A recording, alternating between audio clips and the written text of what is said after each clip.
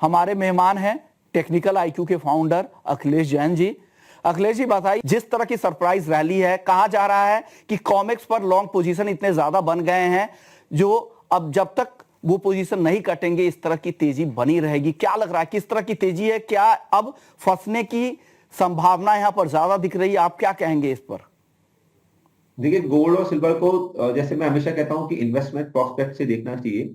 अगर बिल्कुल आपने कहा कि अगर हम सीएफटीसी ट्रेडर्स के कमिटमेंट्स देखेंगे 1.5 महीने से, तो वहां पे कंटिन्यूअस जो पोजीशन है वो बिल्डअप हुई है लॉन्ग की साइड में, और अराउंड 50% से ज्यादा उनकी जो 6 महीने 1.5 महीने पहले पोजीशन थी उनसे अप्रोक्सीमेट 50% उन्होंने बिल्डअप पोजीशन की है, और वो कंटिन्यूअस पोजीशन है वो बढ़ती जा रही है और प्राइजेस के साथ बढ़ती जा रही है। तो इट्स इट्स एकदम क्लियर है कि यस, लॉन्ग के अंदर यहाँ पे कमिटमेंट है।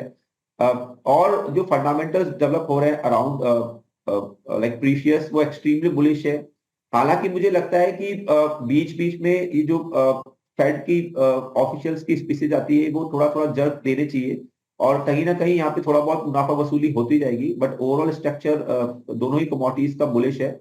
मुझे लगता है कि जो चांदी है वो आउट परफॉर्म करनी चाहिए सोने को, और चांदी का कॉमेक्स में एक बेस लग रहा है मुझे $25.75 का। जब तक ये बेस अब ब्रिश नहीं होता तो चांदी हर घटे में लेने का है, और आने वाले सत्रों के अंदर इसमें बहुत अच्छी तेजी देखने को मिलेगी। वहीं गोल्ड मुझे लग रहा है कि थोड़ा सा पहले ज्यादा परफॉर्म कर गया, और यहाँ पे एक हर्डल, जैसे मैंने पिछले शो में भी कहा था कि 2310-12 के आसपास यहाँ पे एक हर्डल हमको नजर आ रही है। तो 2312-15 मुझे लगता है कि बीइंग अ ट्रेडर यहाँ पे बस शॉर्ट कर सकते हैं आप अराउंड 70,100 से लेकर 200 तक। जून कॉन्ट्रैक्ट की बात कर रहा हूं मैं, इस रेंज में आता है तो आप गोल्ड को इंटरडे के लिए शॉर्ट करें। 250 के ऊपर का इसमें स्टॉप लॉस रखे। मुझे लगता है एक बार ट्रेडिंग प्रोस्पेक्ट से यहाँ पे 700-800 पॉइंट की गिरावट आने को देखने को मिल सकती है। हालांकि दोनों ही कमोडिटी का स्ट्रक्चर बुलिश है। पोजिशनल अगर आप काम कर रहे हैं तो मुझे लगता है कि आप किसी भी घटे में दोनों ही कमोडिटी लेने लायक है। जी, तो आपको ये एक मेजर अपडेट है कि गोल्ड और सिल्वर दोनों ने नया रिकॉर्ड बना दिया है। 70,000 के बेहद करीब जून का वायदा है, और जो अप्रैल का, जो करंट मंथ का कॉन्ट्रैक्ट है जिसकी 5 अप्रैल की एक्सपायरी है, वो 70,000 के पार भी निकल चुका है। पहली बार 70,000 के पार निकला है, और 79,000 के ऊपर चांदी पहली बार पहुंच चुकी है।